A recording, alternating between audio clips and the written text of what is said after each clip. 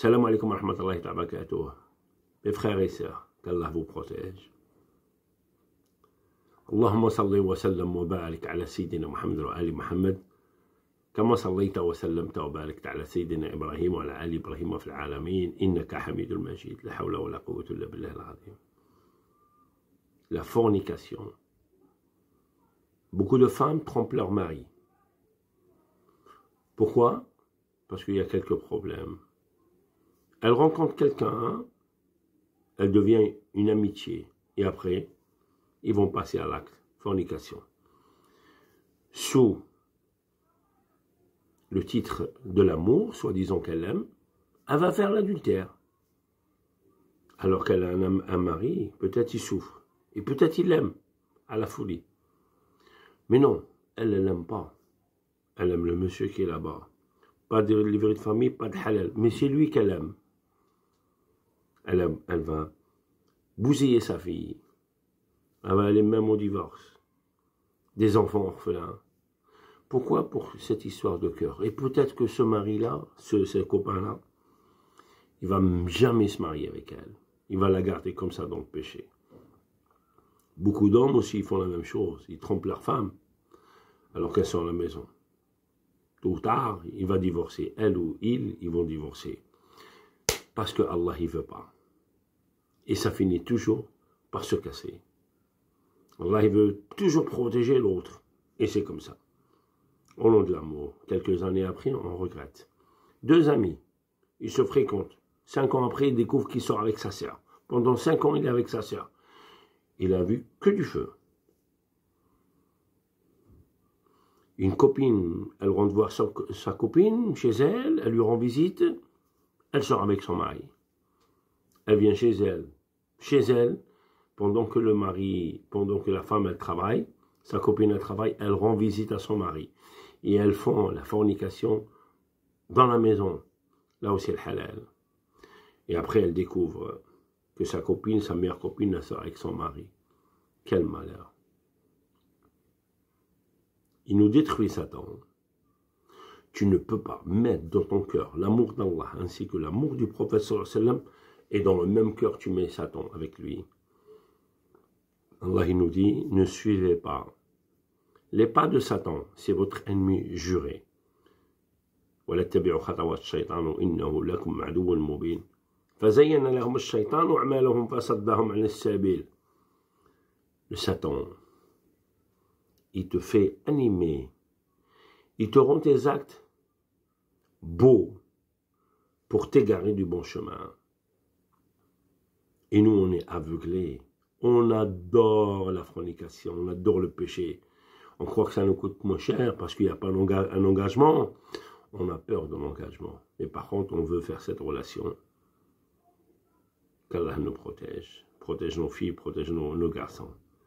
Beaucoup de gens tombent dans ce piège. Et il te dit, moi je suis croyant. Et à travers ça, il fait la prière, il fait tout, il croit qu'il est croyant. Toute personne qui se détourne, quiconque qui se détourne de ma parole, ainsi que la parole de Muhammad sallallahu alayhi wa sallam, on va lui donner une vie médiocre, pleine de gêne, dans la tombe. Muhammad sallallahu alayhi wa sallam, il dit, la vie médiocre, c'est dans la gêne. Le péché, c'est haram. Tu ne peux pas appeler ça toute relation qui ne rentre pas dans un cadre de l'islam, qui est la parole d'Allah, ainsi que la parole de Muhammad sallallahu alayhi wa sallam, qui est le mariage saint. Toute personne qui sort de ce cadre, ça s'appelle le haram, ça s'appelle le péché. Donc tu ne peux pas dire ça, c'est une histoire d'amour. Appelle-la comme tu veux. Il faut appeler chat, chat. C'est un péché. Et tu seras puni par ce péché. Non seulement tu vas détruire ta vie, et tu vas peut-être divorcer, peut-être tu vas perdre ton ami, ta sœur et tout, mais tu vas le payer tôt ou tard.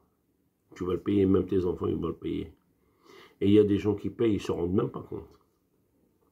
À 60 ans, divorcé, 50 ans, 40 ans, il aime encore se mettre en couple sans le halal. Il adore ça. Va lui parler, il t'entend pas. Subhanallah, qu'Allah nous protège. Alors mon frère, qu'est-ce qu'il dit Mohammed sallallahu alayhi wa sallam? Quelqu'un, il est parti voir Mohammed sallallahu alayhi wa sallam pour lui prendre une autorisation pour faire la fornication. Et quand il rentre près des compagnons, il parle de ça. Et les compagnons, ils étaient révoltés. Il lui dit, non, laissez-le moi, venez. Il s'approche de lui, il lui dit, approche encore. Il s'approche, approche encore. Il s'approche les genoux, en face les genoux. Il lui dit, dis-moi, j'ai bien entendu que tu parlais de fornication. Il dit oui. Il dit, tu veux savoir si on peut t'accorder, il croit que c'est Mohammed sallallahu alayhi wa sallam qui accorde, c'est péché dans le Coran. Il dit, dis-moi, je vais te poser juste une question. Est-ce que tu aimes qu'on le fasse pour ta mère, ta soeur, ta cousine et tout, quelqu'un ou ta fille? Il lui dit, non, ma fille, non, j'aime pas forniquer avec ma fille, non. Je le tue, ce mec-là. Il lui dit, eux aussi, ils n'aiment pas qu'on touche à leur femme. Toi, tu l'aimes pas pour toi. Donc, pourquoi tu l'imposes pour les autres? Et qu'est-ce qu'il dit, notre prophète sallallahu alayhi wa sallam? Ta foi, elle ne sera pas complète, sauf si tu aimes pour ton frère ce que tu aimes pour toi. Et tu dois détester pour ton frère des choses que tu les détestes pour toi. Seulement comme ça, tu pourras dire que tu es croyant. T'as une sœur, toi. T'as une fille.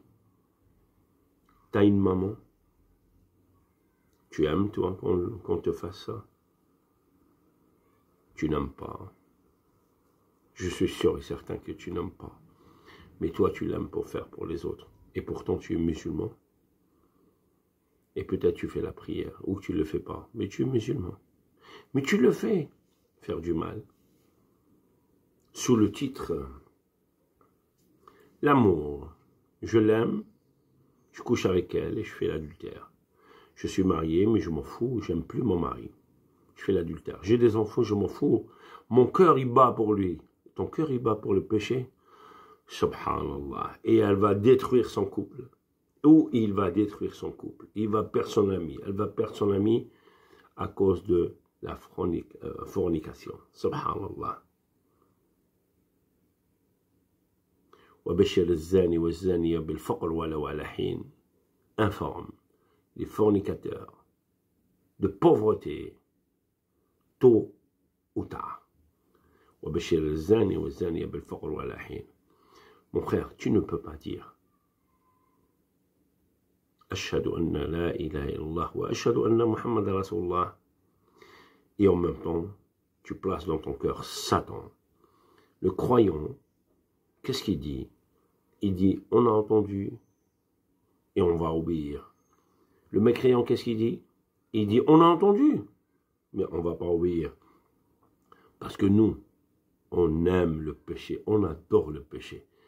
On s'en fout du Coran, on s'en fout de tout. On ne respecte rien. Vous savez pourquoi? Parce que Satan, il nous fait oublier qu'on va mourir et qu'on va rendre des comptes près d'Allah Jalla Jalaluh. L'oubli de la mort, l'oubli de retour, c'est celui qui nous fait pousser vers le péché, le vol d'argent, tout ce que tu veux. Il y a beaucoup de gens qui font la prière, Masha'Allah, qui font dua, qui font tout. Il fait du mal à sa femme, à son frère, à sa sœur. Il vole l'héritage, il fait l'adultère, il fait.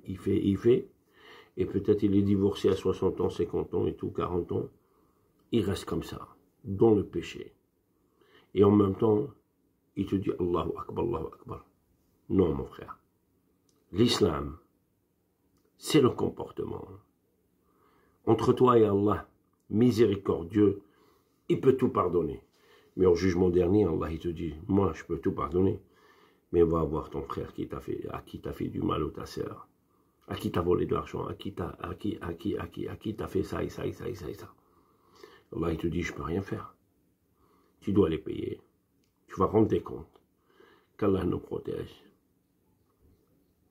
Et qu'on va s'éloigner de Satan. Parce que mon frère, je rappelle et je te rappelle et je te rappelle, et beaucoup de a'imma ainsi que les sages nous rappellent. Tu ne veux pas comprendre? Ah, je vais te le dire doucement. Satan, c'est ton ennemi. Voilà mon frère. Est-ce que tu as compris ça?